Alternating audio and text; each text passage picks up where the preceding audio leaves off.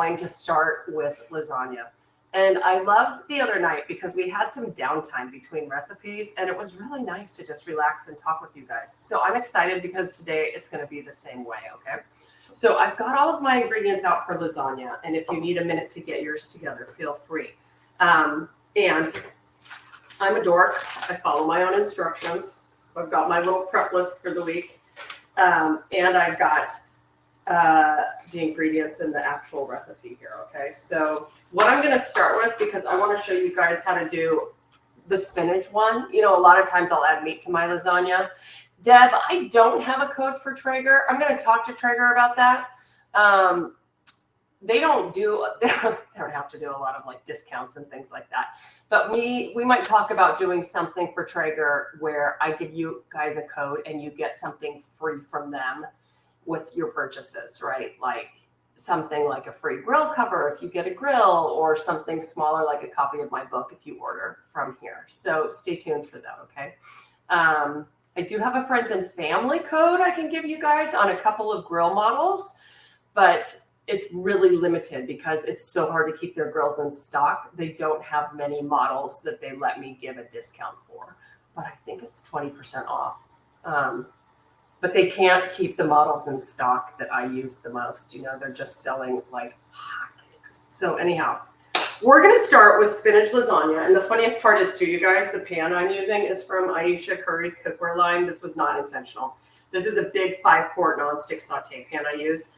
And I'm going to cook all of this spinach, but I want to show you how quickly it cooks down. It's going to be like nothing when we're done, right? So the coolest part about this lasagna, or any lasagna in my mind, is that you can assemble it really quickly, and you can assemble it the morning up. You can even bake it one day and then let it cool, cut it into squares and keep it in its pan. And then people can just help themselves all week and take a square and take it out. We've had lots of discussion about whether you boil your noodles first or not. That to me is what I remember doing when I was a kid, like boiling the noodles, and it takes so long, and you take them out and they're sticking to each other and you have to spread them out all over your kitchen, and then it's just a pain, right? It's delicious, but it's a pain. And so I use these Jovial gluten-free lasagna noodles. God, I should give away a pack of these too. I love Jovial. And they're fantastic. And I do not boil them. I put them in dry. And then you cover it, and you have to be really sure to keep your lasagna covered for a fair amount of time while it cooks, because basically it's like helping cook the noodles by steaming them, right? So you want to make sure they're kind of in a tight little compartment with the foil on top of your pan, and then you take the foil off for the last 10 minutes or so. So let's get cranking on this dish because it's not hard. I just want to get it in the oven so that we have one finished by the end of class, and it'll be ready right at the end, okay? So if you are cooking along with me, well, first of all, I need to move the computer down again. Sorry. Let's just alter it so you guys can see. Hi, KQ. So you guys can see my cutting board. Let me get this stuff out of the way, okay? So I've got enough of everything to make 2 lasagnas. I'm going to make 2 today. I also bought some pesto that was already made, this fresh pesto that I like, that you can layer in if you like. So you can totally make these your own.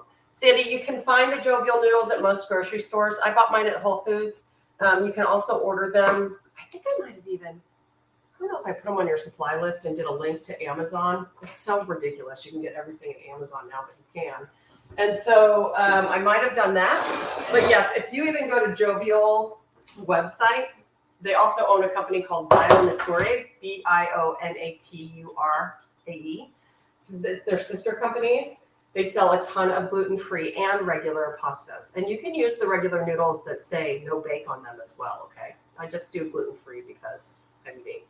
So let's fire up the spinach and saute that first, because I just want to show you how much water is going to come off that. You certainly don't have to saute spinach if you don't want to, okay? You don't have to put spinach in it, is what I'm saying. So we're going to just move this a little bit too. And this is kind of one of those recipes. I don't like to use the words semi-homemade because it makes people think that you're not really cooking. You are cooking, but it's totally okay to cheat. And by cheat, I mean like these sauces. Now, this is the same company of the San Marzano tomatoes I used the other day. They are not loaded with crap. All this is tomato puree, diced tomatoes, and tomato juice, olive oil, 2% or less of organic sugar, basil, garlic, onion, salt, and spices. So they're not full of stuff you don't need. The sodium level is 14% of your day in a half a cup. That's not bad at all. So I encourage people to do stuff like this. You do not have to make sauce from scratch when you're making a lasagna, okay? Will you be separating the classes into different weeks? Yes. I tried that this week and I don't like it. I think it's just too much at once. I was thinking, oh, it maybe saves you guys energy of, like doing it all at once. But I don't think that that's going to work for anybody. I think it's going to be easier to spread them out. And I'm also going to send you the dates farther in advance. So I'm going to calendar plan probably July, August, September, and send out all of those at once, okay? The pasta sauces, one is that brand we used the other day. I also got Whole Foods organic tomato basil pasta sauce, which is like $3.49. I got this brand. What did we say it's called? I'm not really clear. San Marzano SM on it, maybe. I got this at Diablo Foods, my favorite market in Lafayette. They're very comparable. Okay, let's cook the spinach. So you can't even see the pan. It kind of matches. But I'm just going to add a splash of olive oil, and believe it or not, I'm going to add all that spinach. It's going to cook down so quickly. Okay, I've got my olive oil, and this is 10 ounces. Let me make sure you guys can see me. This is 10 ounces of baby spinach. It looks like a ton. It's triple washed, whatever they call that. It's going to cook down to nothing. Now, if you're a meat eater, this is where you can saute some Italian fennel sausage. Crumble it up. I could do this in batches. Let's see. Yeah. I'm going for it, folks. Look at that. Okay. Now, I want some salt, which is hiding.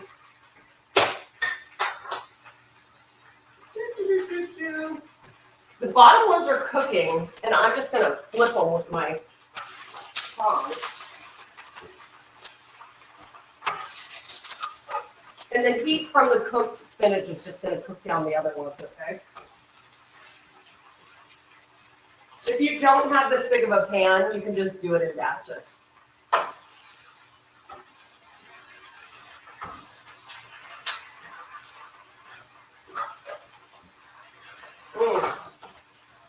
This is one of my, we'll probably have to do spinach as a side dish too, because it's so easy to make. And when you do it with like a little bit of garlic, lemon juice, pine nuts in it, and sometimes I'll put some currants in it too. It's one of my favorite side dishes.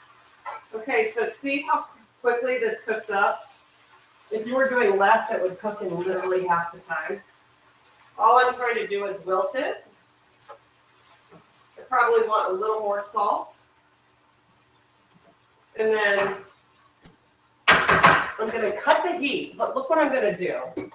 I'm going to take some paper towels and put them in the bottom of the bowl because this is going to give off a ton of liquid. And we don't want the liquid going into our lasagna. Let's see what you're asking. Love Rouse sauce. Rouse is phenomenal. Is a large package of spinach for 1 or 2 lasagnas. Believe it or not, it's just for 1. So you can absolutely put zucchini in the lasagna, Julie. It's going to give off a lot of liquid. So you might want to grate it. If I were doing zucchini, I would grate it. So I'd shred it, right? And then I would salt it and I would let it sit in a colander for probably 30 minutes or so. And then press it with paper towels too. And that'll leach some of the liquid out so that your lasagna isn't too soupy, you know? So that'd be a good way to do that. And a lot of people like doing the trick where you use zucchini sheets instead of pasta sheets. You know, you can thinly slice them, and instead of pasta noodles, you can use those. That'd be fun. Okay, can you guys already see how much liquid? See all of that the spinach is giving off? I'm going to let it cool a little bit and not be stupid while I mix my other ingredients together. And we're going to go from there. Okay, so it calls for, if I remember my recipe correctly, calls for it calls for 15 ounces of ricotta and 4 cups of mozzarella, and then a cup of Parmesan or so, or like 3/4 of a cup of Parmesan. So here's what I'm going to do. In the big bowl, I'm going to put the ricotta. Boom. Oh, that's a little watery. That's giving off a lot of water. Can you see that? I'm just actually going to use a paper towel to soak up a little bit of that. You could also put it in a little sieve and drain it beforehand if you wanted. This is not my best way for doing this. My best friend from grade school is calling right now on my phone. It would be funny to kind of punk her and pick up, but I don't want to embarrass her. Okay, so I've got that. And then I'm going to do, look what I've got. I've got all of these cheese options. I've got the organic mozzarella that's already shredded for us, okay? It's super easy to use. And this is 4 cups. So I'm going to just do about 3/4 of it into this one. And then I'm going to take the other, because for the topping, we're just going to use the rest of the mozzarella and some of the Parmesan. I think I made that more complicated than you. Oh, you know what? I know why I did this. Because I don't want the ricotta mixed in for the topping. I want it to just be more like gooey cheese, right? So for this one, we're going to just combine some of grated Parmesan with some of that mozzarella. That's going to be the top layer, okay? You guys with me so far?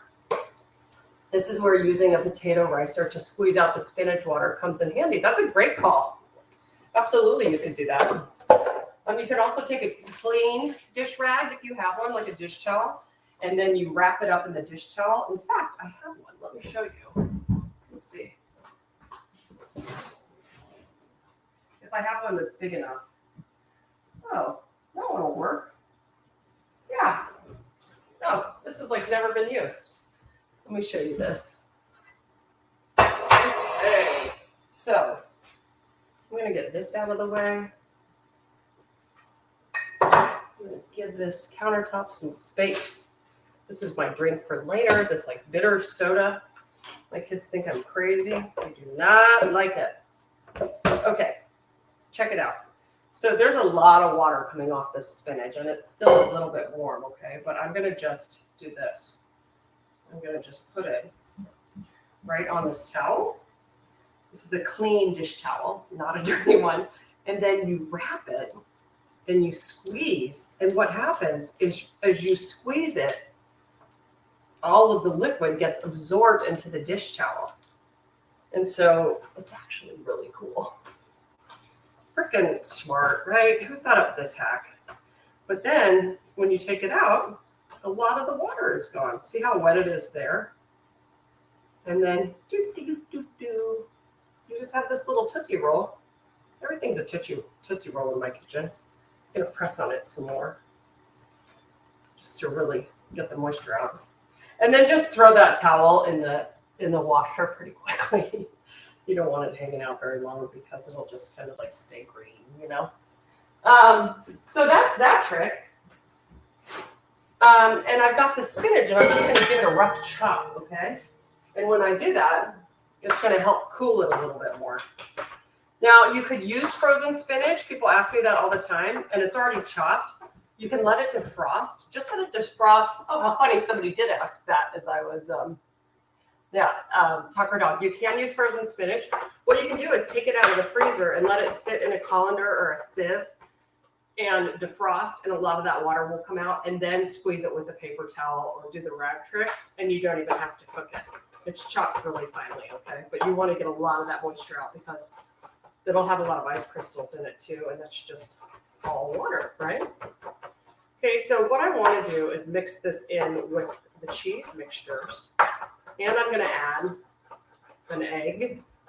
The egg kind of helps bind it. You don't have to use an egg in your filling if you don't want to.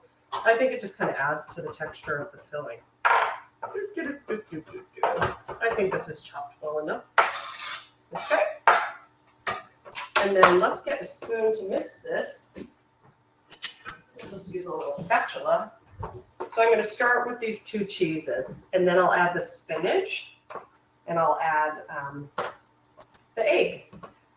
You don't want to add spinach that's super smoking hot It's going to melt these cheeses down, which isn't the end of the world, but I don't want to do like a cold egg with hot spinach and like alter the temperature of the raw egg that much, just to be safe. Let's just do this and give it a quick whisk. I have my compost going. I'm going to have to use that bowl for the fork. My little kitchen on wheels here. This is a quick whisk. Now, if you wanted to add seasonings to the cheese, you absolutely can.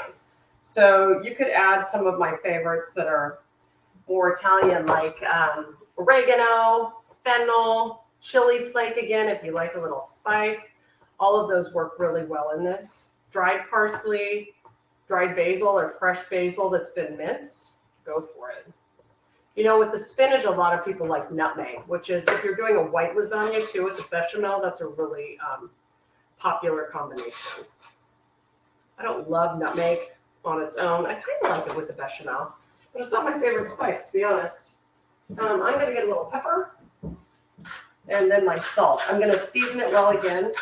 One thing I realized I forgot to do, you guys, before I put the raw egg in, was I wanted to taste it to see if it was well seasoned. Because a lot of times ricotta or cottage cheese, if you're using it, is very lightly seasoned. It's almost sweet, and so it needs some salt in here. But normally I taste for seasoning before I add the raw egg. But I'm going to taste it anyhow. I'm going to freaking roll the dice today and go crazy. So can you believe that all that spinach is just that? Isn't that nuts? It's not that much when you look at it, but it's really good for you. I'm not a fan of trying to like sneak ingredients into food for people or children, but this is a really neutral tasting spinach situation because there are so many other ingredients. I seem to be more energetic. Hopefully that means I'm feeling better. I am. I'm getting back. It's really good. Let's just leave it at that, folks. Wow. Yeah, that's just fantastic. Delightful. Okay. Yes, my only goal is to keep feeling better every day so I can go to Utah, to Traeger, and have a great time and do good work and have fun with you all. Okay, we're going to get into the fun part now. We're going to get into the assembly. Is anybody doing this right now with me?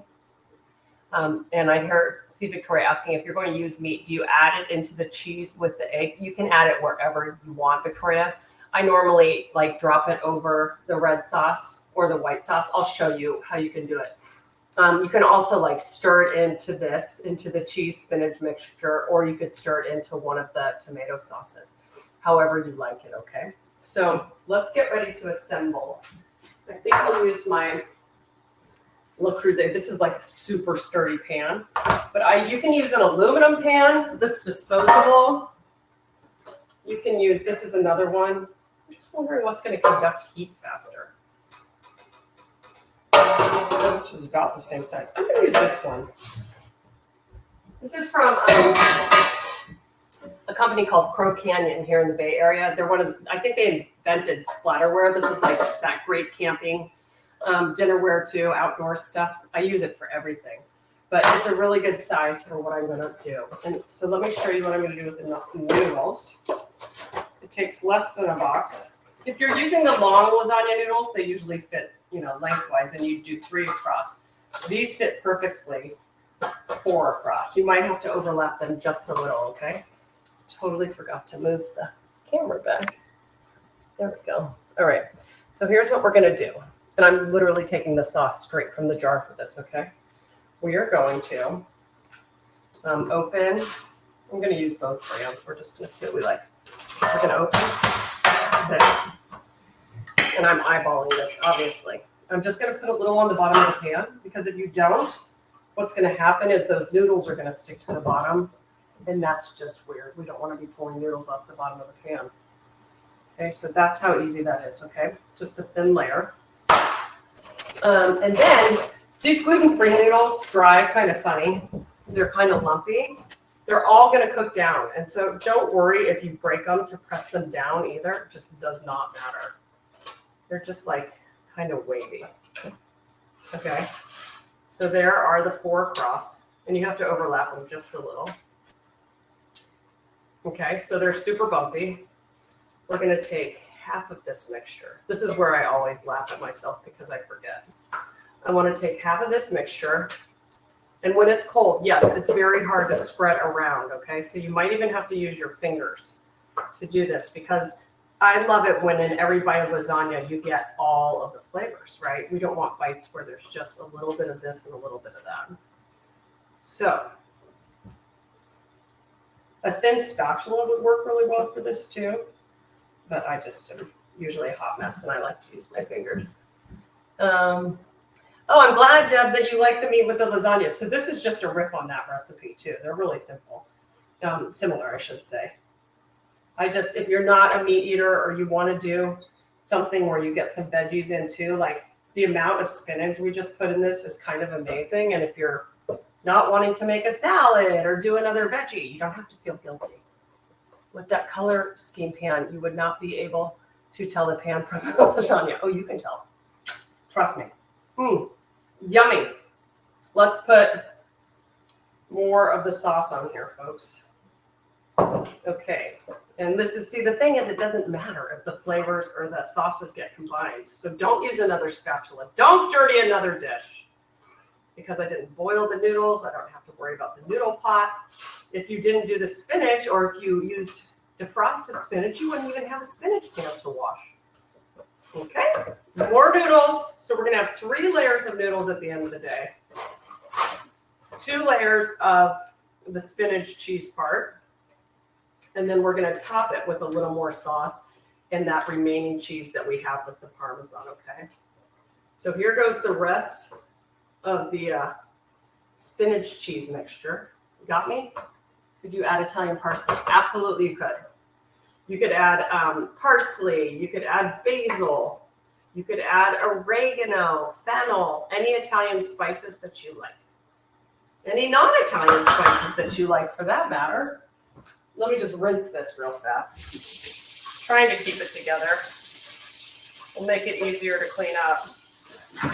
So I can make another mess. Okay. All right. And then we'll just spread this again.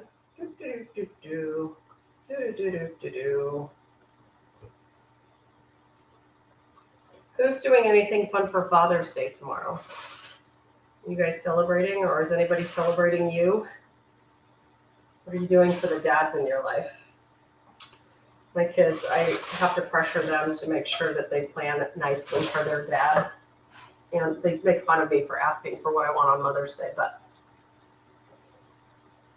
better than being disappointed, right? Like if you want to spend time with them, like tell them, I want to spend time with you. Doing something I like. Your dad's the same way. Okay, more sauce. How much do I call for in general of the sauce? Do I call for 2 jars? 2 25-ounce jars, tomato, basil. I might not use that much, but it's nice to have it if I need it. Yeah, I'll use all of this right now. I'll probably only use 1.5 jars. That's cool. Okay. So there's another layer. If you wanted to add the meat now, you could do 2 layers of the meat, right? Oh, how nice, Katie. Barbecue on Traeger with the dads. That's so nice, Lori. Happy Father's Day to Scott.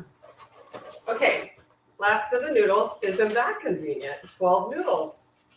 12 noodles needed.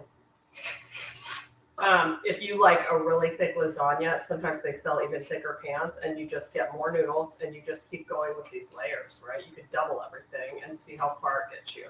You can pack this puppy up to the top.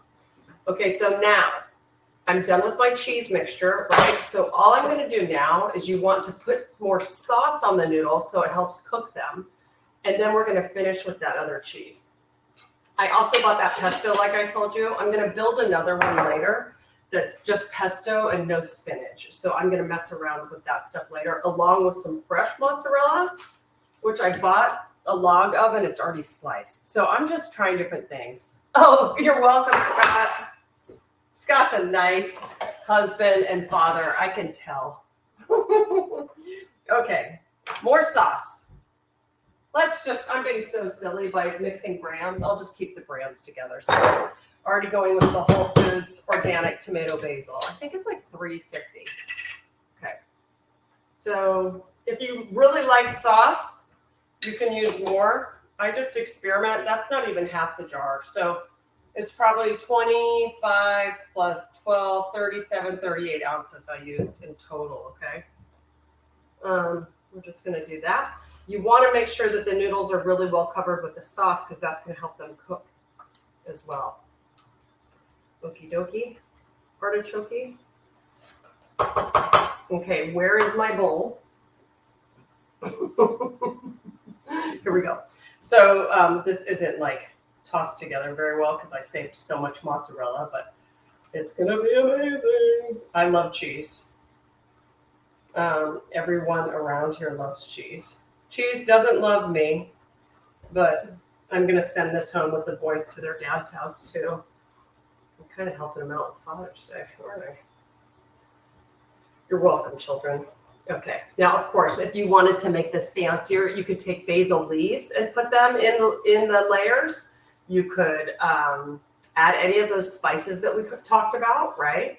You could do all kinds of things with it. You could add meat to it like we talked about. My mom used to use ground beef. She didn't use pork like I tend to do. I use like Italian fennel sausage. So whichever one you like, you could add pine nuts to it if you're doing pesto too, if you want a little crunch. You could add other vegetables like people suggested. You could do the zucchini. And we'll talk about other options, but I want to get it in the oven for you, okay? So now it's super important. We're going to wrap this tightly. And I don't want the foil to hit the cheese if possible because I don't want it to stick to the foil. Okay, sorry, my head keeps getting cut off. The dad husband is working, but we're getting ready for our son's wedding. A hiking wedding? Oh, that is the sweetest. Oh my gosh. That is so sweet. Okay. What a nice story, Erin. Okay, guys. What temperature did I tell you? Tell me 375. Yes, I know my own recipe. My oven's at 375. Julie, great question. If you cook it right before, I mean, I love it when the lasagna is hot, but it does need to sit for probably 20 to 30 minutes to kind of just like form. If you eat it right away, it just like falls into slop and you can burn yourself so quickly. So just have it ready like 30 minutes before dinner, okay? I like it. Oh, God. Brunch at a soul food restaurant to celebrate Father's Day and Juneteenth. Carol, how lovely. You guys, if yours is really close to the top and you think it could bubble over, put a sheet pan underneath this, okay, to catch any of the tomato sauce. In it goes.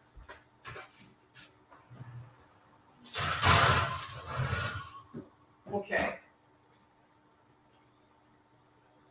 I'm going to set my timer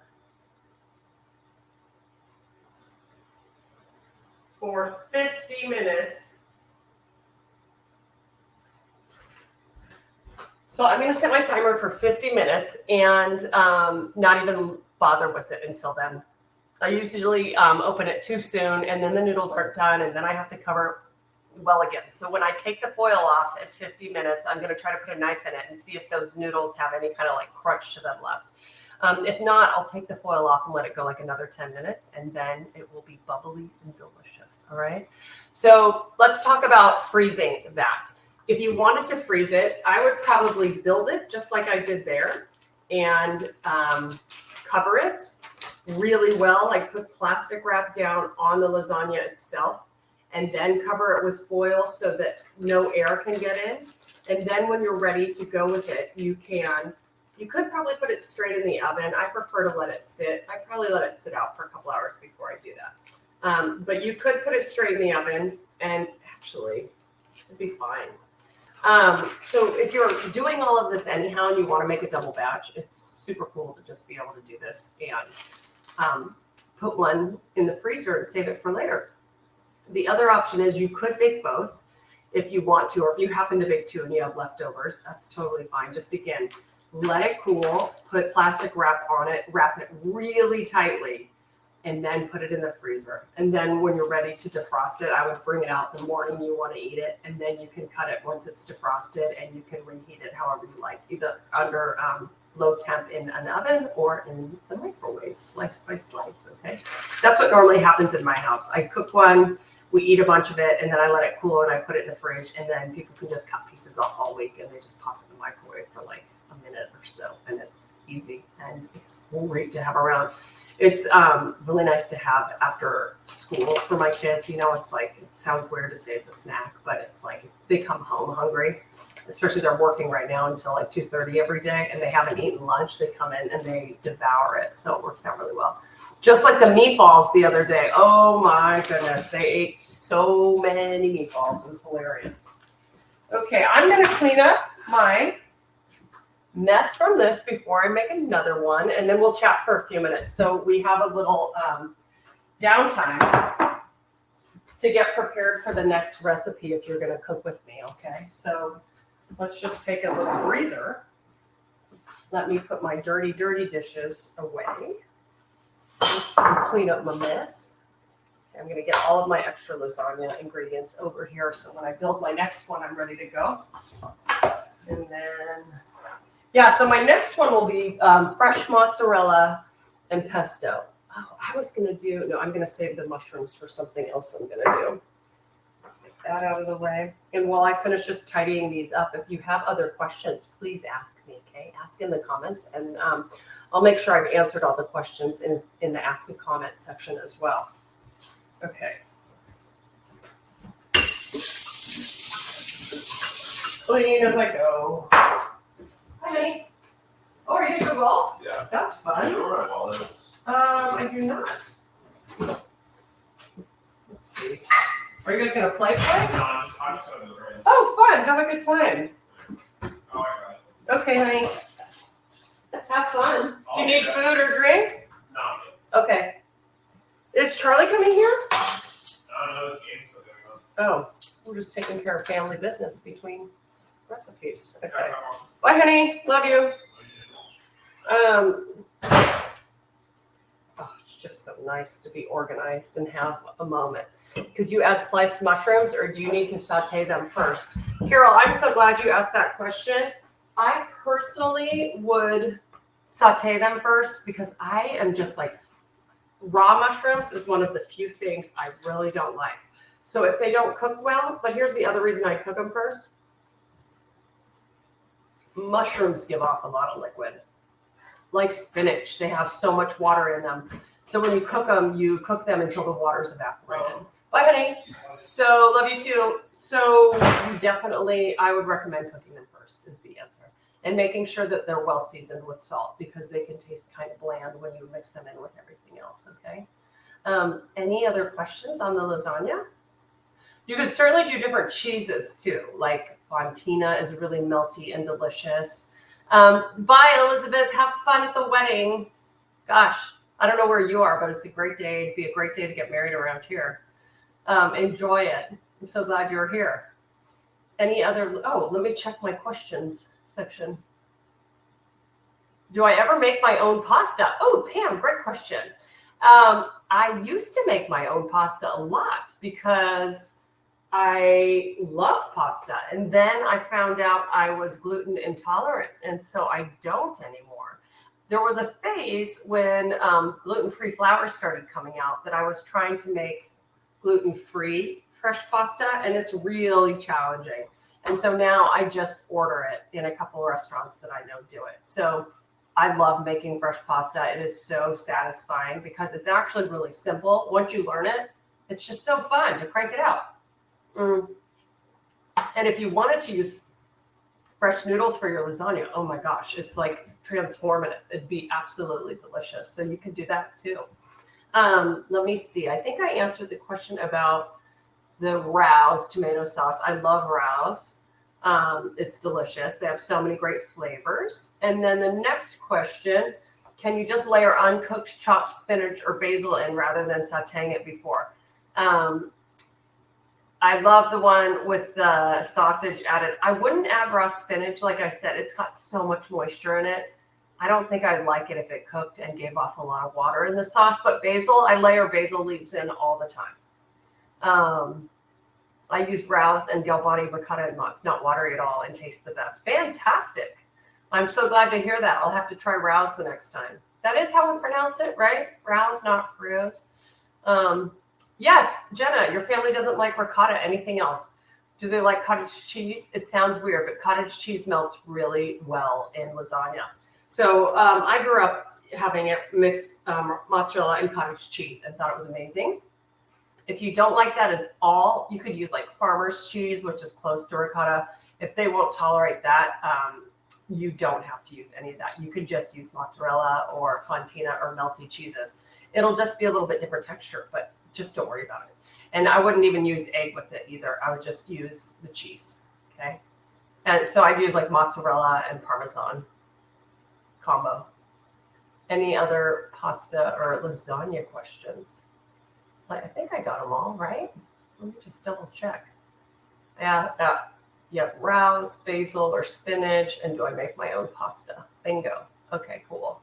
We'll start building the fish in parchment packets here in like 15 minutes or maybe even less. I bought a couple types of fish to use because I wanted to show you all how to do it. And it's really about learning the method of wrapping it in the parchment paper. And then you get to do whatever combinations of ingredients you like, which is another one of my favorite things to do, you know? So while we have a couple minutes, and if you guys are transitioning, can I ask you a couple questions about cooking classes going forward? Because I think I got the most feedback from people saying, please make the House of Haas classes set on the same days of the week every month and do not put them within the same week because that's too hectic. And I also realized if you can't make both classes in a month, then that stinks if they're close to each other, right? Like if you're traveling. So we've decided that, right? But I'm gearing up to announce my first chef partner classes, which I'm super excited about. So these are going to be a la carte classes available to House of Haas members and to the rest of the world. So for signups, they'll be open to House of Haas members and my guest chefs mailing list first, right? So you guys have first dibs at these classes. In fact, you'll get first dibs before my guest gives it to their members as well. So we make sure there's room for everybody. Because honestly, I don't know how many people to expect.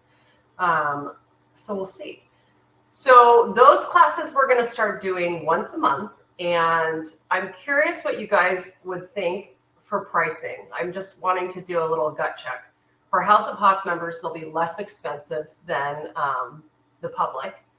What do you think I'm going to charge for a 2-hour class with an amazing guest chef? And each of those classes will be focused on that guest chef's like go-to recipes, the ones they're known for, actually. I'd love to see in the comments what you think I would charge for that. Second of all, here's another idea I want to throw your way. As we were planning the rest of the classes for House of Haas, I just don't feel like there is enough time in a day to teach all the types of classes I want. So I was going to launch another series every month where it's just me teaching you different kinds of things. Like the first thing I wanted to do as a one-off was a whole class on meal planning. So because people just keep asking, like, how do you figure out a whole week? And then how do you grocery shop for it? How do you save money at the grocery store? How do you figure out which ingredients you can use more than once in a week, right? Like if I teach you how to roast a chicken, or if I tell you to go buy a roast chicken, how are you going to use that different ways? Excuse me for yawning. Ah, you guys, it's not you, it's me. Trust me, I had a horrible night's sleep. I had nightmares about Breaking Bad because I watched it late last night and I knew that was a bad idea. Okay, Chris, you say 60, so you're going to be super psyched. I'm never going to charge you $60 for an a la carte class. $20, Julie. Good. Happy to hear that. I'm trying to be sensitive to what's happening in the economy, right? I mean, I don't know about you all, but I'm nervous about the financial markets and our economy in general. And I don't know how much people have to spend. And what I want to do is price these classes at a point where they know you know you can save more money by taking the class than not taking it, right? So my whole goal with this meal planning class is to show you how much money you can save every week if you meal plan versus not. And what I'm going to do is I'm going to take you through my entire process, and then I'm going to shop the entire menu at Whole Foods probably, so you can see how much I'm spending. I don't do esoteric Tucker Dog unless you haven't figured that out yet. I just don't. I think it's actually, I don't think it's a waste of, I don't know. I don't want to call for ingredients that are hard to find. And with any of my chef partners, I want them making their food that attracts you all the most, you know?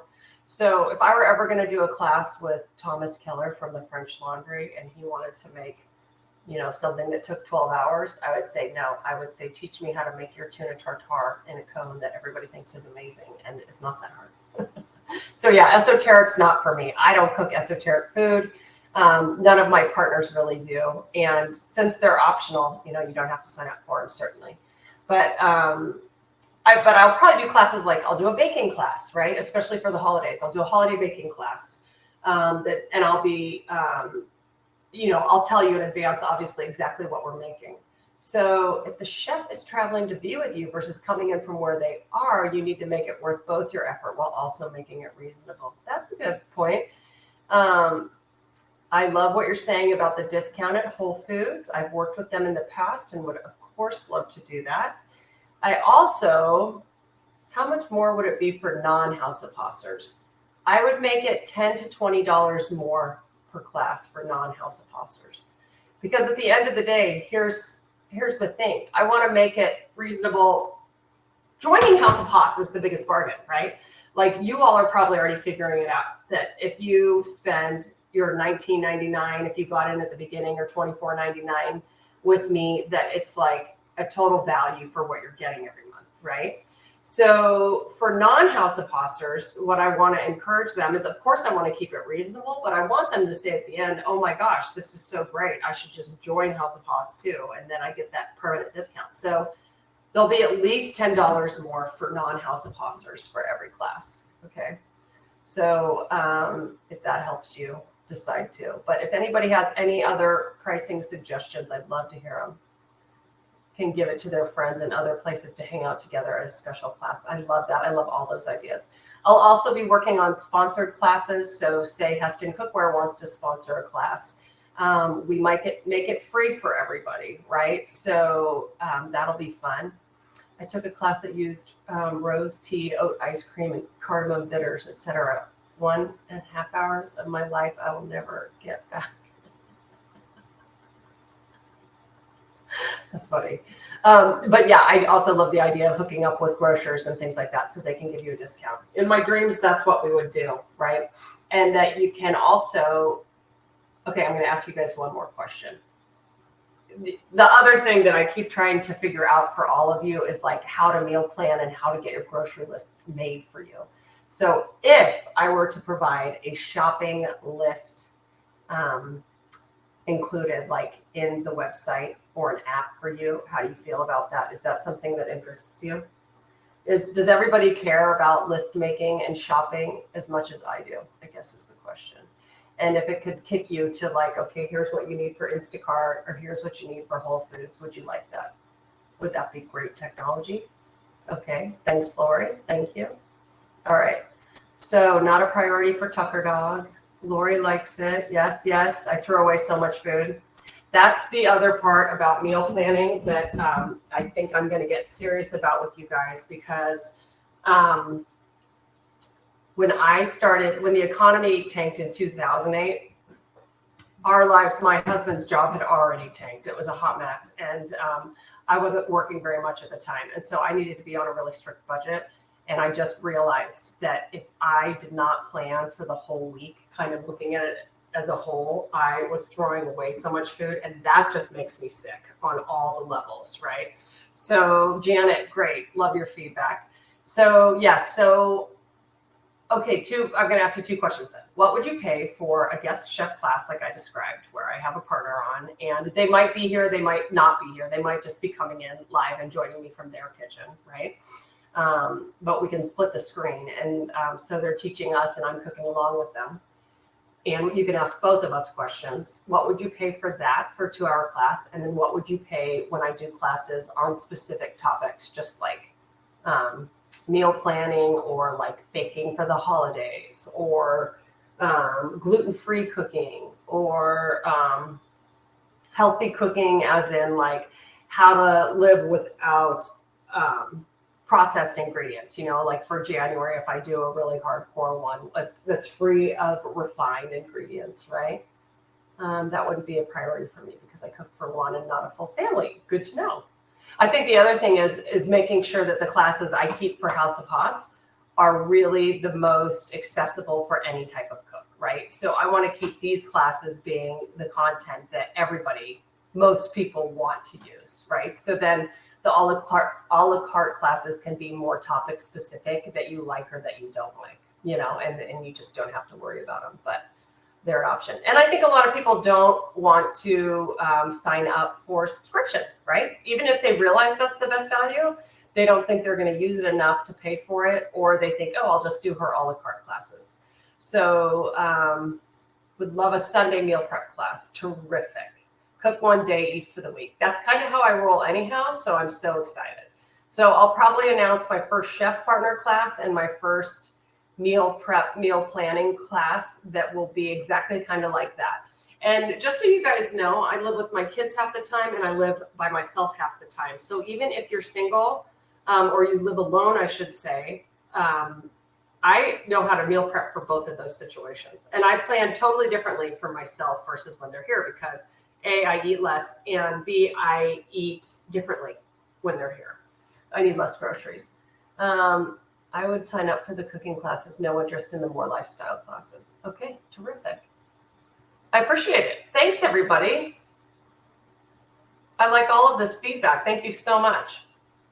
I have a fridge full of overripe mango. Yeah, that's a bummer, isn't it? I think we're in the ballpark with the pricing, guys. I'll say that. Oh, I like that too, Julie. Enhanced subscription offering. I think you guys are going to be super excited about some enhancements coming, and spread the word. If anybody's thinking about signing up for House of Haas, they should do it now. And I'll send you guys more information about this. But for any of you who are already members and you have friends who are thinking about joining, I would tell them to join now, because in the fall, you're probably going to see some enhancements that you're not going to pay for. Some really fantastic things happening if you're already a member. So it's about being a member now, not just the a la cartes. So if you're a fan, please spread the word. I would love to share this experience with more people. She's in Oregon and she said $100. Rock on, Erin. So please spread the word, because I'm just having so much fun with you guys, and I want to keep doing this forever and ever and ever. I had a dream 2 nights ago. I've been having nightmares that I didn't have this business. Like, I forgot I had this business, and I only worked for Traeger, and my contract was up with Traeger, and I had no idea how I was going to survive. And I woke up and I was like, I got to figure it out, right? It's all going to be okay. Okay, who wants to do fish and parchment? Are you ready? Tell me who's cooking along with me, or is this just for me to entertain you all? No one? Anyone? You could be napping by this point. I don't know. All right. I'm going to get my ingredients out for this. And okay, Chrissy, awesome. Making both things this week. Great. These are good ones to make along with me. I hope I gave you enough time between recipes. Chrissy, are you ready to roll on this next one? And KQ, I forget your first name. I should know it. Oh, you made everything last night. Now you learn the tips. Okay, good. So we're going to roll the paper for the parchment. And Katie, awesome. Start cooking when you're finished. Lori, groceries just delivered. You guys are just awesome. Okay, let me get everything together. And I kind of have it together. But I bought a bunch of different types of fish because I always do salmon and that's boring. And so I wanted to try some different ones with you. You know what, Julie, that's so funny because you saw me do this in Lindsay's class. Lindsay's my business partner for this. She runs Food La La. She's so fabulous. So if you found me through Lindsay, thank you. And I'm having deja vu. Like I'd already taught this to all of you. And I didn't do it for that. I did this olive oil commercial and I did the Moroccan chicken. So I was confused when I taught that the other night. I was having deja vu. But I'm convinced I just did this. And what I realized is I just taught people how to do this on video for a health and wellness conference that I'm part of through some friends of mine. And they're doing an online conference in October. And I did the recipe on camera for them so that if you're taking the whole conference, you can stop and make your lunch with me. And so I was like, I feel like I've already done this. And it turns out I had. So here is what we're going to do today, friends, because obviously I'm a huge fan of fish in parchment paper. And it's for a couple of reasons. One is it's really fast. I mean, this whole thing comes together so quickly. And the other thing is you can make your little parchment packets in the morning, put them in the fridge, and then just pop them in the oven when you want them for lunch or dinner, and they're ready to go in like 10 to 12 minutes. So one, they're super fast. Two, they're super fun to make, and they look really cool when you're done. People are going to think you're an amazing chef. Three, they're so good for you. Four, you can use any ingredients you like. Five, it's really hard to screw up fish in these because it's steaming the fish instead of baking it. And so since you have all of that moisture circulating in the parchment packet, it's pretty hard to mess it up. Lots of winning reasons to make these, okay? So before I take out my fish and show you what I've got, let me show you what I have for extra ingredients, all right? And by the way, since I'm on the wagon, which looks like a permanent thing for me, I don't have wine here right now. But when I learned how to make them, I learned how to make them with white wine drizzled over the top instead of lemon, or both. Totally up to you, okay? So I have these beautiful Meyer lemons, which I'm obsessed with. They're a little, it's a hybrid of a tangerine and a lemon, but they smell like lemon, they act like lemon, except they're less acidic and kind of like, they don't make you pucker as much. So I'm slicing these, and I'm just using this knife, you guys, because I'm obsessed with this knife. Oh, another thing, I might do little classes. Can't you use non-alcoholic wine? I absolutely could. I just haven't bothered getting that because I just haven't. You know what I mean? Like I quit drinking for many reasons, mostly my health. And then I was like, I just love the taste of wine so much. I think I don't want to really start tasting it and then want the real thing. But non-alcoholic wine, absolutely you could use. And I'll definitely be using wine for things like coq au vin and recipes where you just have to have it, right? So I'm not anti-alcohol like that. I myself am just choosing not to drink. Okay, so I have all these beautiful little lemon slices. Let me get one more out of it. And then I'm going to take the rest and I'm going to put it in my drink. You could use limes. So the other thing I do is I think about what herbs I like. I love tarragon with fish, with salmon, or with Arctic char. I love lime, I love tarragon, I love basil, I love lemon, I like some dried herbs, like I love fennel seed with all of these. I'm fennel seed obsessed. The other thing you could do is if you have ever made compound butter where you add herbs and like seasonings and other things to butter, so you soften butter and you can add like minced shallot or garlic and then a bunch of fresh herbs and salt and pepper. And then you freeze it in a little log, and then you cut little coins of it off when you want to use it. You can put some of those in with the fish, and it would be absolutely delicious. And so there are bunches of things you can put in with them, okay? The other thing I have, I forgot to go to the market this morning. I was going to go to the farmer's market and buy fresh produce. Completely forgot. I just took my time this morning hanging out with my son. Working out and watching more Breaking Bad, but I already bought cherry tomatoes. You can certainly leave these whole. I'm going to leave some whole, and then I'm going to cut some and show you guys what they look like. If you bought asparagus is great right now. I like to cut it kind of on the bias to make it look all fancy again. I'll show you that with the mushroom. I don't think I'm going to put mushrooms in with my fish. I would do it with scallops, but again, I think I'd want to cook them first, you know? These are some king trumpets. I'm going to just cook these off later. Oh, you know what? I'll put them in the next lasagna I have. Make my kids cringe. So, you know, I cut them on the bias like that. So you get these like prettier, fancier looking slices than if you cut them, I don't know, it's a mental thing, but they swear. By they, I mean the universe. The chef gods swear that we like to eat things that are cut more like this than like this. I don't know. Call me crazy. Crazy. Okay, so I'm going to have all of these fun little tomatoes. I've got my lemons. I've got my herbs here. So I have fresh tarragon, which if you like tarragon, oh, I love it. Carol's on the East Coast and needs to head out. Look forward to getting your tricks to upgrade how I do fish and parchment. Thank you. First time doing live and loved it. Thank you so much, Carol. So nice to have you. You know what I love is that I'm starting to recognize names from emails and being on here live. Tarragon. You guys, it's delicious in chicken salad. It's delicious in, my friend made like a fresh poached shrimp salad with huge shrimp. It was delicious with tarragon. Oh, I love it.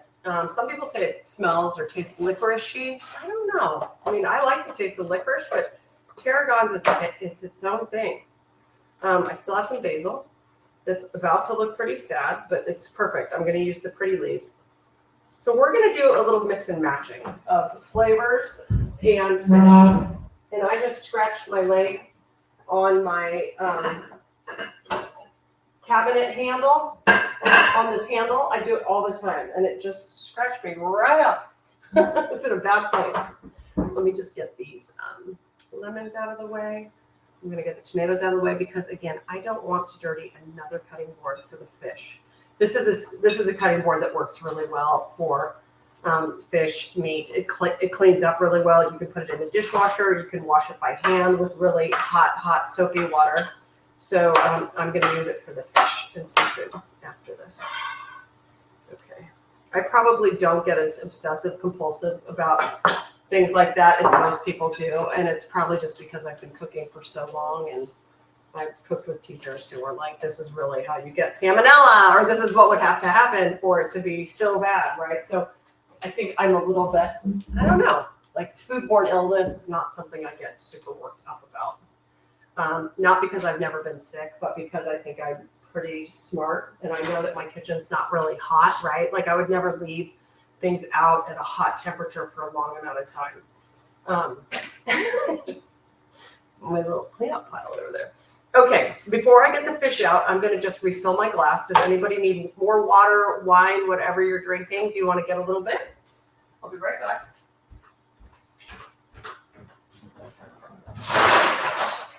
Oh, I want to show you guys two things. Oh my gosh. I just walked past the lasagna. It smells so good. Oh my gosh. Oh my gosh. That smells so amazing. I don't know if I can think about fish. That was insane. I was going to show you guys this. Oh my gosh. I've had so much of it to drink.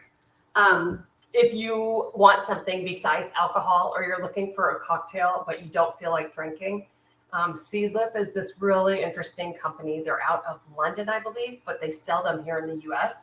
And they are sold where spirits are sold. They're called distilled non-alcoholic spirits. So they're really interesting flavors, and you mix them like you would mix them with, like you would use regular alcohol. This one is a citrus one. It's called Grove 42.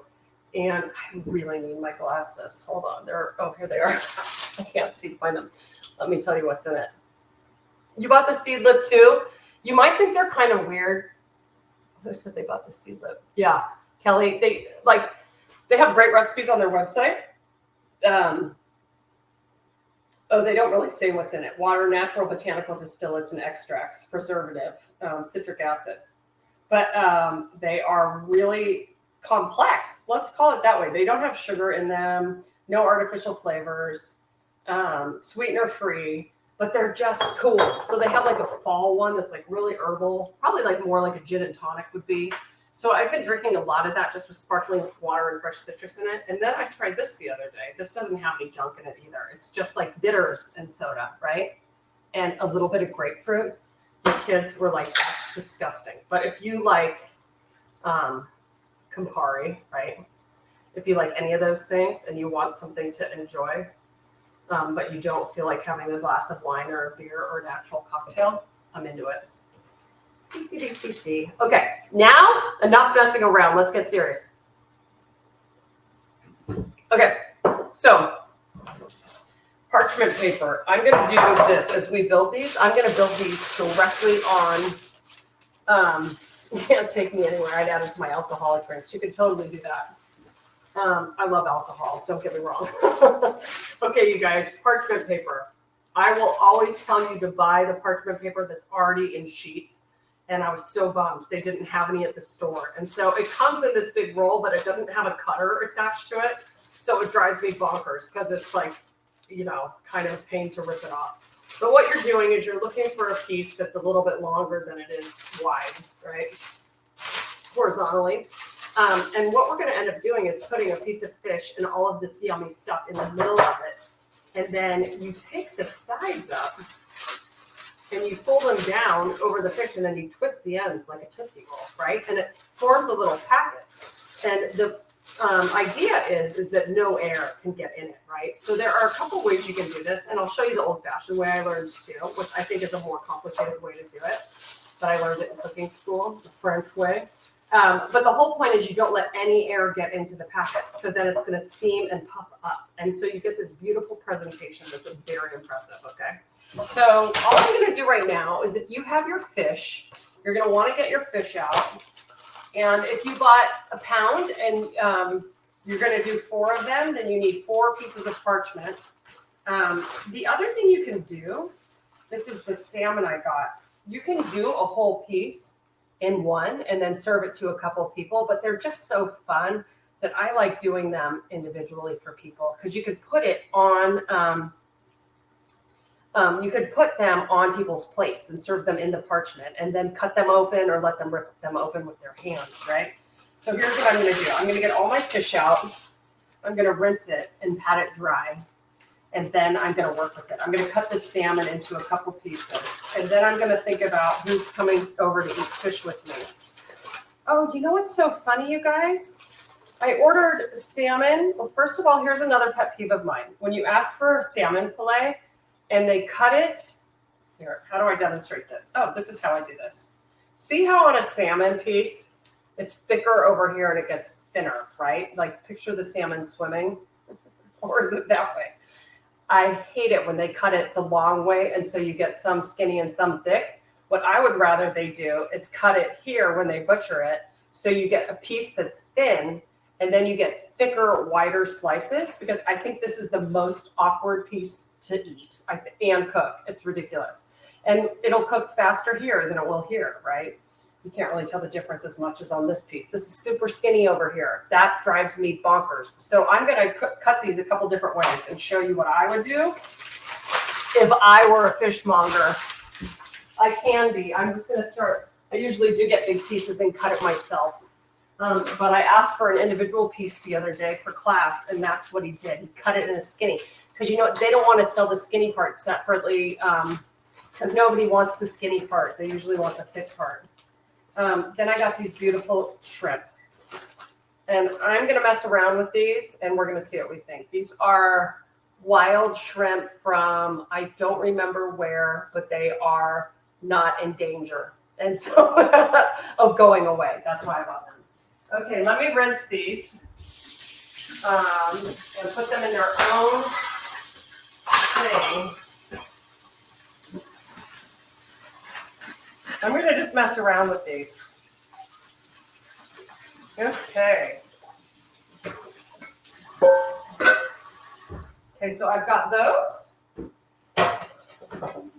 I'll make sure you guys, those aren't blocking. And then let me show you the salmon. I'm washing my hands a lot between these. This is Arctic char. Oh, wow. Okay, this is Arctic char, you guys. The skin is different, but it's so thick, I didn't believe it. Usually Arctic char is thinner. Wow, it must be the season of when, I don't know enough about fish to make sense of it all, but I have a feeling it depends on when it's harvested, Or I just got a big fish. Okay, I'm gonna pat this dry. Now, some recent information came out that we shouldn't be rinsing our chicken before we cook with it because the bacteria, when you rinse it with water, is flying up everywhere. And so there's a larger chance of getting foodborne illness from raw chicken when you wash it first. I thought that was interesting. I could see how that makes sense. You've had that same problem with them cutting salmon at Whole Foods. Oh, that's so funny, Janet. I didn't even see your question before I started talking about it. That's hilarious. So yeah, so that's what I heard. And here's the deal. When you're cooking your chicken at a really high heat, you're cooking out any of the potential for that to happen, right? So I understand it because I don't know at what temperature foodborne illnesses or, things like that can be killed. But when you cook it well, you're getting rid of it anyhow. So I get what they're saying. I just heard that for the first time, and it didn't surprise me once I thought about it. If anybody else wants to weigh in, please do. I'm going to rinse my hands and my knife again, and then I'm going to cut this char into a couple smaller pieces.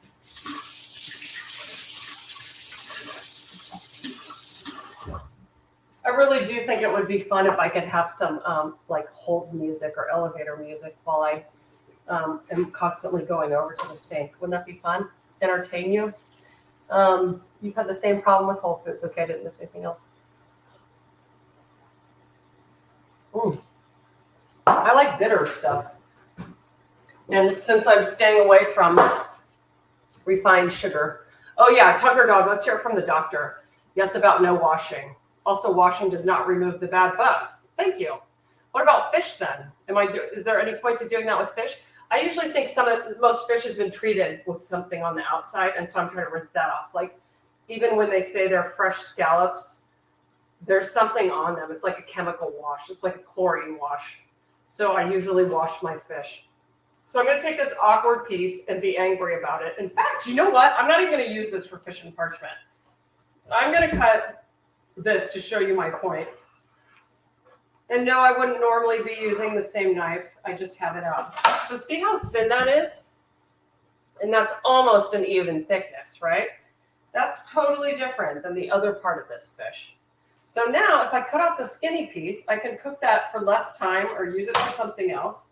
And then you can cut pieces of this that will cook more evenly. I'm just trying to think if I want this to be 2 pieces or 3. I think I want it to be 2. And I'll cook it I'm going to cut it just barely on the angle. Okay. So this is probably a 4-ounce cut. It's beautiful. They took the pin bones out for me. So you can see this is a really fragile fish. He just took them out at the market for me, which is really nice. If you don't know how to take them out, some of them are so tiny that you could eat them and you wouldn't even know it. They're not bad for you. It's just that they're annoying, right? If you get one and I can feel one right there. But you can get little pliers, needle nose pliers, and take them out yourself. They did a nice job though on these. I don't think I'm even going to bother with these. I'm going to cut these into pieces and I'm going to cook them up in a pan later, you guys. And they're going to cook in like 2 minutes. And I'm just going to eat it like that. How fun is that? Okay, so we've got the fish, and somebody asked what size they are. I think they're 13 to 15 shrimp per pound. You'll see like 18 to 20 U. That means there are 18 to 20 of that size shrimp in 1 pound. These are a little bit bigger, so I think it's 13, 15. Let me show you the difference between the salmon skin and the Arctic char skin. See how it's like tinier little bumps versus the salmon, bigger. It looks like bigger scales, but like the pattern on the outside of it is different. They taste very similar. Arctic char is kind of like an orange version of a rainbow trout almost. Oh, I love it. It's a pretty neutral fish. So if you haven't used Arctic char before, I would recommend it. Caroline's asking, could you use a whitefish like cod or halibut? Absolutely. Halibut goes well with everything, as does cod. Cod will cook really quickly in this way. Halibut will cook more like a thick piece of salmon or char, so more like 10 to 12 minutes. And I would use whatever you like. So with halibut, I would probably do the same things. I love it with lemon. I love it with butter and herbs, shallots. I would totally do it the way I'm about to do it right now. Cod, I think, is almost a little more versatile, or I'm used to doing it with more like Latin spices, or any spices and seasonings, right? So just pick what you like and stick with it, or shake it up. Okay, let me wash my hands one more time, and then I'm going to get a spatula.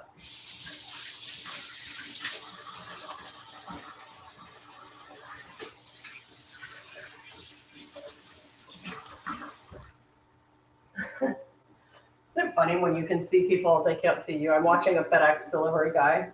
He's like outside a house, and he's just talking on his phone and playing phone games. He's not driving and playing on his phone. He's just out there taking a little break. It's kind of cute. Okay, so for the shrimp, I'm literally just messing around. I've never put them in parchment before. I'm going to leave them in their shells just for kicks, and I'm going to let them steam in their shells in the parchment and see if it creates more like a broth. Just messing around, okay? So that's going to be its own experiment. I need my olive oil. In the classic French tradition, you could certainly use butter too, but you want to put a little bit of olive oil down, or butter, like melted butter, in the center of the parchment so that your fish doesn't stick to it much, okay? I'm going to use one hand for the raw fish, and my other hand for everything else. I'm just kind of letting it swim in the bottom so that it doesn't stick there, right? Okay, now I'm going to season it really nicely on top with the salt. Okay. The coolest thing about this is, since it's going to steam, you really don't need that much fat in here at all. So any fat I'm adding, like more olive oil or butter, is truly for flavor. You don't need it to give the fish any more texture. What am I going to do for, let's do one with tarragon. Oh my gosh, so beautiful. I'm going to put the tarragon straight down on the fish, and then I'm going to cover it with a couple lemon slices. Okay, just like that. And then I'm going to put some tomatoes around it. You don't have to put veggies around it, but if you have asparagus, corn, tomatoes, they're all going to like kind of roast in here and be absolutely delicious, okay? So here comes the fun part. Are you guys ready for this? Y'all ready for this? Dun, dun, dun, dun, dun, dun, dun. Here is the thing. So you want to bring up the sides so that they're even, okay? This is going to bug me. It's all kind of over to the side a little bit. Okay. More centered. Okay. So you want the long sides up at the top. And what I'm trying to do is fold one over the end and make a little lip. Okay. Now watch this. I'm going to use my hands to like seal this. Whoop! This class comes with sound effects for free. Okay. So I sealed it over itself. Now you're just going to keep folding it down, right? And you can kind of just like do that to keep it sealed. Now here's the trick. This is the Tootsie Roll. Hand here, and we're going to twist in opposite directions. How fun is this? Okay, so it's sealed right here on top, even though it doesn't look like it is. I'll show you. Then you tuck it under so that it can't untwist. I mean, come on. This is so fun. It's crazy. So here's my first packet. Ta-da! Brilliant. Thank you, Deb. Okay, I'm going to just move it over here, but we're going to cook them all on the same pan. Let's do the next piece of Arctic char, which I thought was salmon. I'm going to try some raw mushrooms in there. I don't know what I think of this. We're going to go crazy, folks. Did you know it's good for your brain if you just do anything different? Like if you try something new? That's why I'm doing this. Oh, you know what else is so good, you guys? I have a recipe in the Vibrant Life cookbook, in my last cookbook, that uses coconut milk in here. Oh my God, it's so good. It's insane. With whitefish, it's great. It's a little coconut milk, sesame oil, and tamari. And you let it marinate a little bit before you cook it. With bok choy, you could use mushrooms. I'm using Sandy. I thought I had two kinds of salmon. One is actually Arctic char. And so ARCTIC char, which usually it looks more like rainbow trout on the outside. It's usually much thinner. That's why I was confused. This is really thick Arctic char. I thought it was salmon, and then I looked at the skin, and in fact, it's Arctic char. It's a very neutral tasting fish though, and it's firm. So even if it's thinner, it's still firm. And so a lot of people who aren't fish eaters might enjoy it. Let's try it with the mushrooms, basil, why not? I'm just messing around here, folks. And then I'm gonna do lemon with the shrimp. Oh, good, look at Dr. Tucker Dog is putting up all of the FDA stuff. Thank you. Oh, let's put some spices in just because I can. Let's see. I already put salt on it, so I won't use my friend Nom Nom Paleo spices because those already have salt in them as well. I'm going to put some fennel seed. I'm obsessed with it. Helps prevent nausea or helps fight nausea. I think I must have fond memories of it in my lifetime. I want a little more olive oil on those mushrooms. Okay. No idea if I'll like this, but we're just having fun. And I just want to wrap it for you. Oh, let me show you the other way to wrap it. Okay? So let's see. Can you see this? Yes. Okay, here's the other way to do it. You put the fish down in the lower third of the paper. Okay, so I'm moving it closer to me. Yes, I know my hands are kind of going everywhere, but I'm the only one eating this stuff, so I'm not worried about it. I'm going to fold this over to the bottom, okay? So it has to be kind of in the bottom third. Yeah. Can you guys see that? Here, let me pull it up.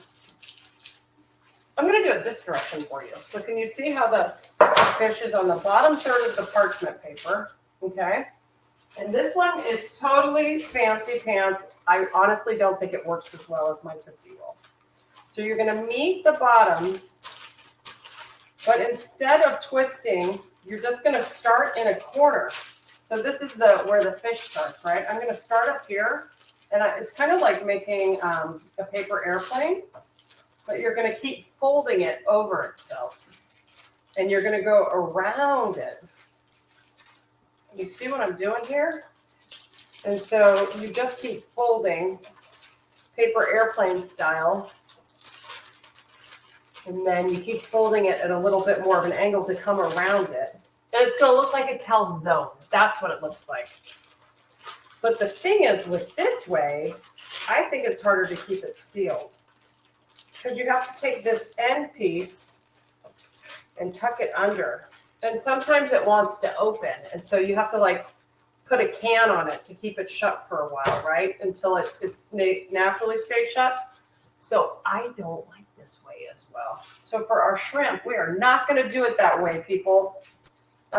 See, it's cranky already. It's opening up on me. Bah humbug.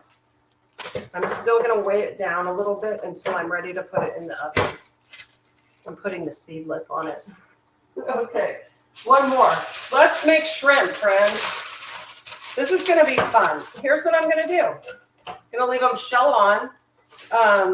If you want to devein them and all of that, of course, we could have a whole nother conversation about deveining shrimp, and so that's basically their intestinal tract. So if I were to take the shells off, I'd devein them as well. Don't ask me why when you cook them through and you peel them off shell on, most people still eat the veins. Michael, you want to comment on that one? It is like making a hand pie, Lori. That's exactly what it is. Thanks, Tucker Dog, for listing all of the meat things. Is that the lasagna I hear? Our timing is perfect. Okay, hold on. I'm going to put a knife in the lasagna and see if the noodles are cooked. But a clean knife, not a seafood knife.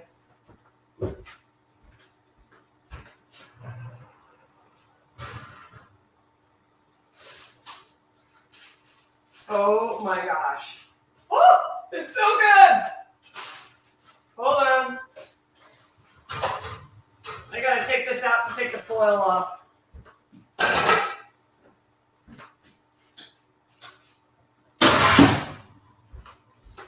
Let me take the foil off and I'll just show you what it looks like right now, okay? Woo! Oh, it's stuck a little, but who cares? Choose my knife. OMG. Oh, it's, you guys, oh, this is gonna be so good.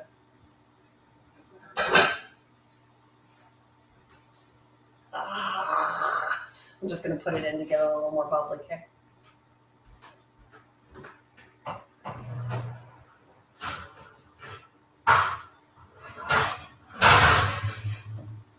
Let's set it for 10. Timer.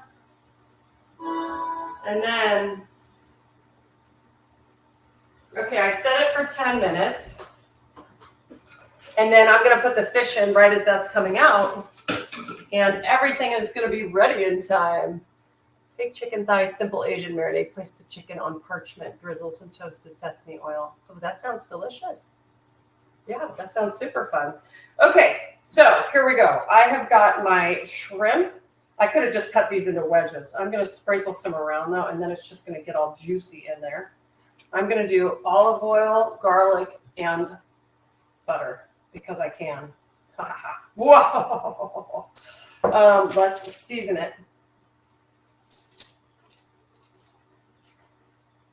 And no, the salt won't get through the shells, right? So I'm like seasoning it really well. Oh, you know what? I could throw tomatoes in with this. That would be delicious. Let's just throw some in. And I'm going to do tarragon. I'm going to throw a sprig of tarragon in there. You guys, this is what's so fun about this technique. You take the flavors you like and you just combine them. Okay? And then,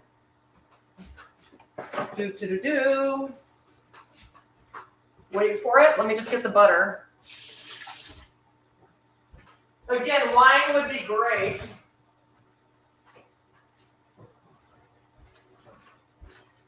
White wine would be amazing here.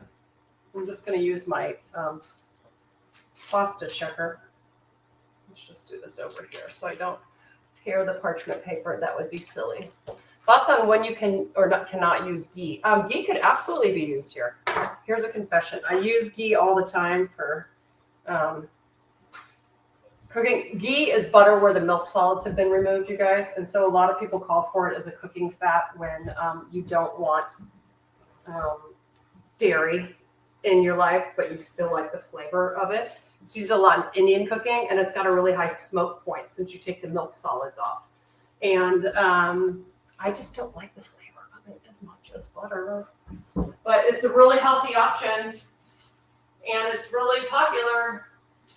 So yeah, you can use ghee just like you'd use olive oil. Hold on, it's asking me. No, I'm going to close the message. It's asking me if I wanted to add time. Deb, I'm adding garlic right now, and I'm just using my hand to crush it and peel it. And then you could mince it. I'm just literally, since it's going to kind of steam, I'm just breaking it up into pieces and throwing it in here. Woo-la-la! This is going to be fantastique, as the French would say. Merveilleux. Okay, so I'm going to do it like I did my first Tootsie Roll. This is a big-ass parchment.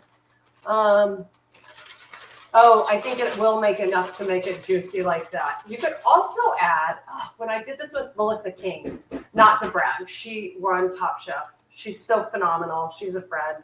I cooked with her when she'd been on the show, but before she went back and won the whole thing. She uses clam juice or fish stock in her fish and parchment as well. Just like splashes a little bit on it. So you can use that as well. But this is going to get really juicy with the lemons, the tomatoes, the olive oil, and the shrimp themselves. So let's see, Lori. To serve with juice broth. No, that's totally a technical term. Let's make it a technical term. Okay, smush it down, baby. Stay together. Stay together. Stay with me. Okay. We're going to cook all of these for the same amount of time. I happen to like my salmon cooked through. I'm going to take a picture. That's what they call meta. Hold on. Oh, discard. I did a live video right before this and I forgot. Here we are teaching class. I'm just taking a picture of our fish and parchment. You know what? I wish I could see your faces, everybody, so I could say hi, House of Haas class. Okay, that's what they're missing. Here's what I'm going to do. This one is making me angry. It does not want to stay put. Stay, heel. These are going to go straight into the oven. The lasagna's on the bottom shelf. I'm putting these on the top shelf, not like it really matters. I'm setting the timer for 12 minutes, okay? Oh my gosh, the lasagna looks so good. Another timer, new timer.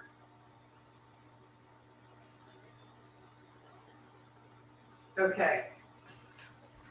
What I really should do is clean up my mess, but instead I'm going to talk to you all because it's more fun. Let's put my fish that I'm going to cook later in one container, and I will wash this board really fast because I don't want like a raw seafood board anywhere. Okay, so let me just get it soaking with really hot soapy water.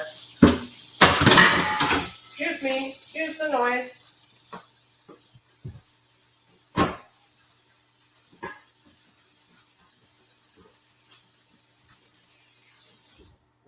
Okay, juicy. I'm going to clean this off too. I just scraped my leg on the handle again.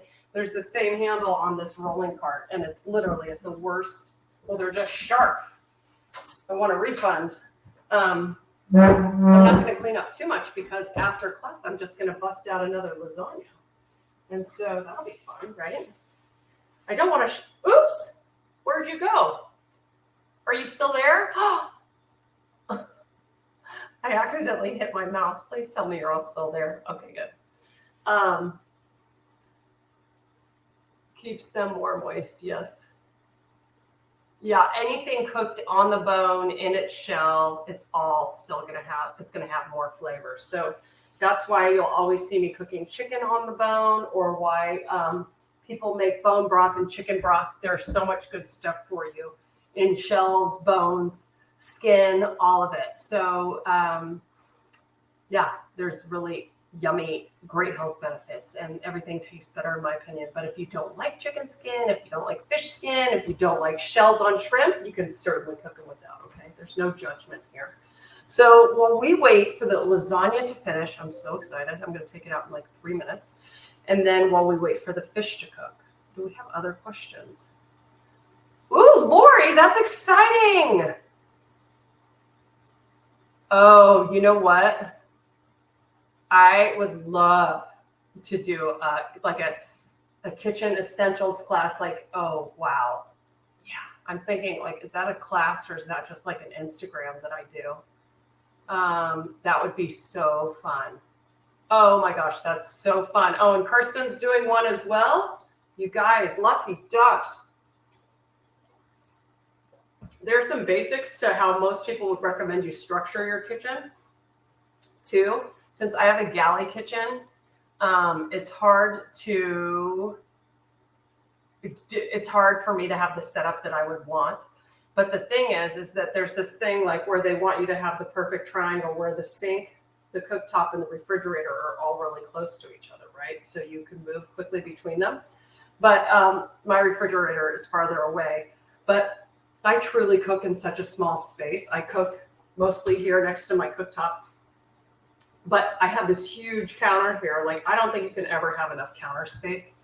But I think there's a lot to think about when you are planning a kitchen, because to have the right amount of storage space for what you have, and really think about what appliances you keep on your counter. So you want to have space for those that's not in the way of where you prep your food, right? And the counter space that you use for actual cooking. Oh, you know what's so funny? Katie, the designer of the kitchen, she insisted on putting one in. And so I love it because I do fill huge pots of water a lot. But sometimes people are like, do you really need that? No, you don't have to have it. But since my sink is across this space, when I'm doing really big pots, I'm glad I have it, you know. But if your sink is on the same wall as your cooktop, it's kind of, you don't need it. who just asked me, this is Crow Canyon enamelware. And since I am not on my phone right now, I can show you their Instagram is, I believe, Crow Canyon. And it's fabulous. So let me show you. Crow Canyon. Search. Crow Canyon Home. Here it is, guys. Crow Canyon Home enamelware. They were the first ones to do this spackle. They have so many cute patterns. If you like it, giveaway coming. This it's going to be part of one of our giveaways in July. So again, spread the word. For anyone you think who's on the fence about joining House of Haas, the giveaways are worth hundreds of dollars every class. It's so fun. I love giving stuff away. And I can't wait to announce today's winner too. I'm sorry I can't do it on the spot, but I need to tally up all of the names of the people who were on here and give you guys extra credit for being here live before I pull the names. So you can understand why it takes a little while because Caitlin is not here today. Okay, I'm getting my lasagna. Let's get something to land this puppy on. And let's go from there. Did I show you I did show you my obnoxious oven mitts, right? If you don't like cuss words, close your eyes. And then this one I love too. Aren't those funny? So I am going to put this down, get this out of the way, and make plenty of space for our masterpiece.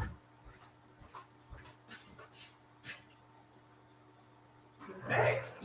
Oh my gosh. Looks amazing.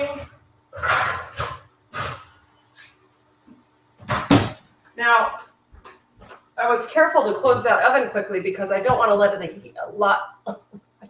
lot of the heat out for the fish. I'm actually going to crank the oven up 20 degrees, 25 degrees.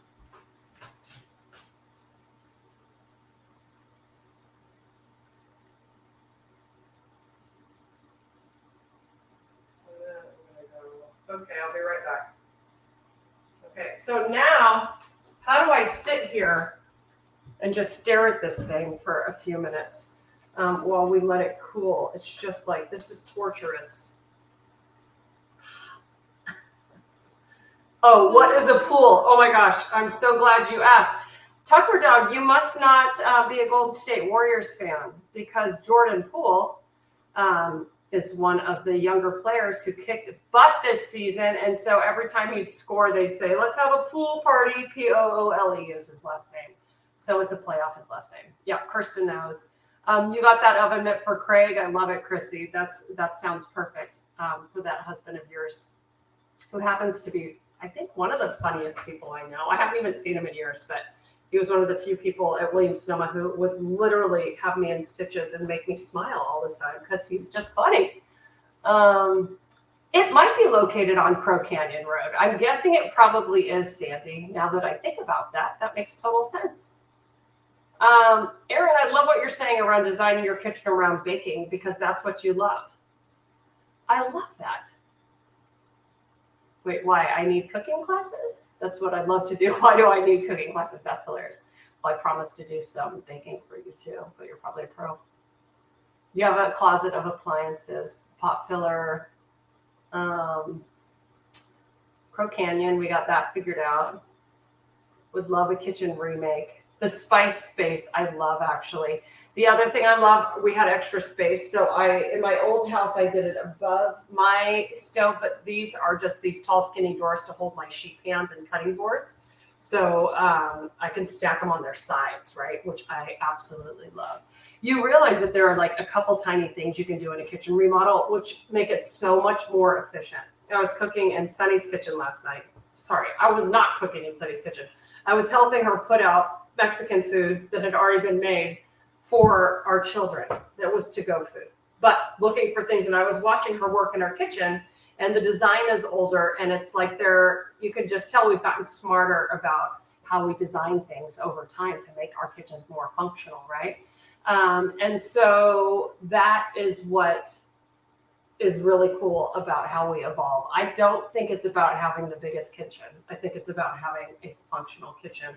And to be honest, this space behind me is usually enough prep space for everything I need to do to cook here, or I'll prep here to take it out to the grill. And then I've got more space over here to hold my huge espresso maker and microwave. And I've got more counter space where I kind of like load in all my groceries. And then if I, it's so funny, I've got this long strip of counter over here, and it's where the natural light comes in really beautifully. So like I shoot my Instagram stuff over here. And if I'm prepping a ton of food, I just like lay it all out there, right? So there are ways to do it, whether you have a lot of counter space or you don't. Let me make sure I answered all the questions. There aren't any new ones, so I'm good there. We still have 18 minutes. I will not run out of time, you guys. Whether I try or not, these classes end up being 2 hours. It's hilarious. Any other questions? You can ask me random questions. Hold on, now I'm seeing others. I use a cart on wheels for extra counter space. Oh, okay, so this is a cart on wheels, and I forgot. I keep appliances down there too. So I have my KitchenAid down there, my food processor, and my ice cream maker. I need real glasses, not just readers. It looks like a real kitchen, not celeb life. Thank you. It's just like, we remodeled it like 3 years ago, but it's meant to be, it needs to be a functional home kitchen. I use it every day of my life, times a million. Can I share photos of my cookbook collection? I'd love to. I actually have some on my Instagram. I'll share more photos. This is only like half my collection, but we just like to do it by rainbows in here. I took out a shelf in the cabinet next to the stove to be able to stack my cutting boards and baking pans. That's so smart. Any favorites besides mine of my of cookbooks? Absolutely. Let me pull them, and then let's see how this is looking. It's still like a little juicy. I'm going to try to cut it. I'm more of a center person, by the way. It's like brownies, you guys. I don't like the burnt cheese around the ends. I like the ooey gooey. There's my dream piece. But yeah, it's gonna fall apart when I eat it, but it's gonna taste amazing. Whoop! Cheese, cheese, cheese. Let me grab my favorite cookbooks for you. That's the only way I'm gonna stay patient. An oldie but goodie. I love this book. I love.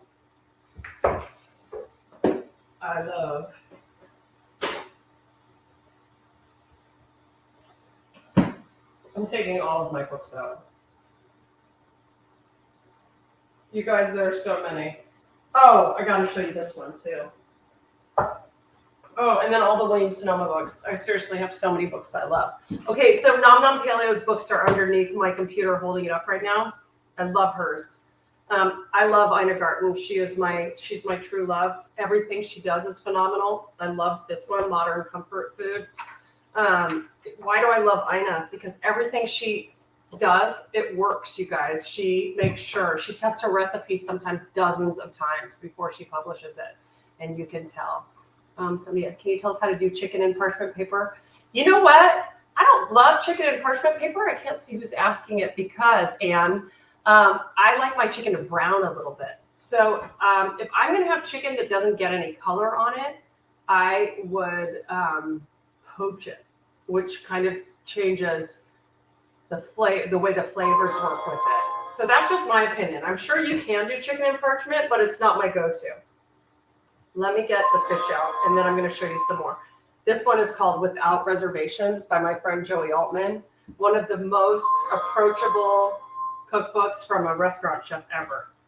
Primal Gourmet is one of my favorites as well from my friend Ronnie. He does more paleo Whole30.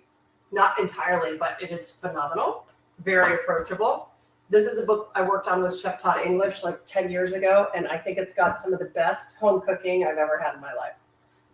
It was the first book I ever wrote for somebody else, and it was a pain in the ass project, but the food is so flippin' delicious.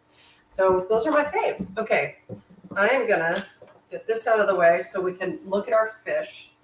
Well, I might let the fish wait like a minute or two before I open it, and I'll try the lasagna first.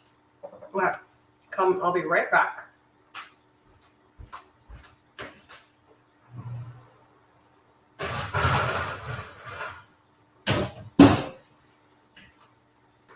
So the thing you want to be careful of with these is that since there's steam in there, they're really hot, right? And you want to be super careful. Like, that's really hot. I'll be curious if the shrimp is done yet.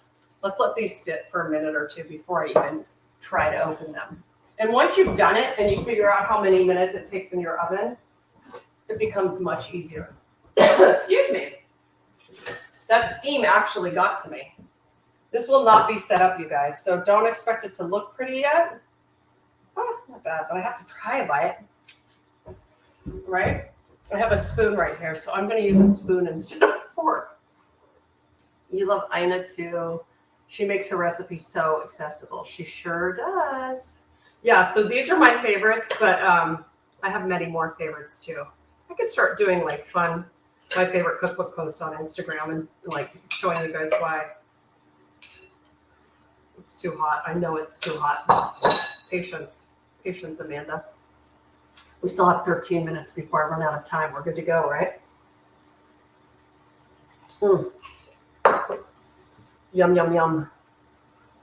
I'm just remembering in this book, in Todd English's book, there's an amazing meatball recipe where we stuffed fresh mozzarella in the middle. Oh my gosh.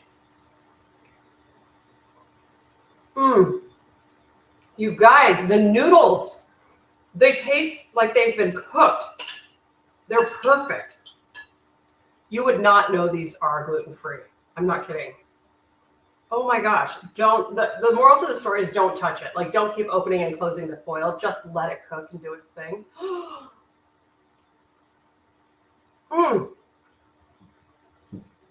It's too hot, but it's too delicious. Oh, that's so good. One more bite, and then I'm going to open the fish glass, okay?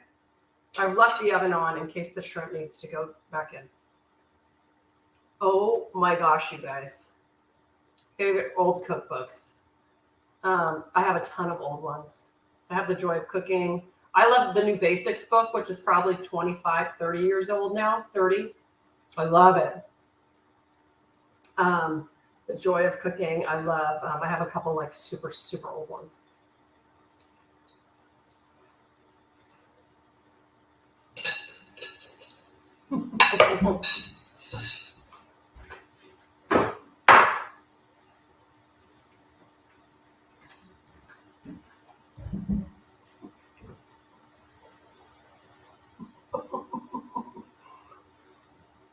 So hot. So good. You guys, I love that lasagna. Oh my gosh. And it's so easy. Okay, let's take a look at these bad boys. They're going to be so pretty. Let's start with the Arctic char I did in the middle, which is more of like a traditional one. How I wrapped it like this, right? Let me pull it farther away so you guys can see. Okay.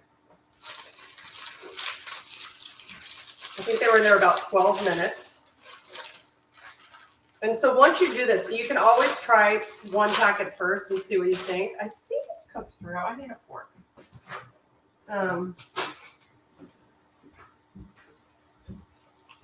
Oh, it's cooked perfectly. Let me show you. Now I see why they say tarragon's kind of licoricey. Yeah, the Silver Palette cookbooks were awesome.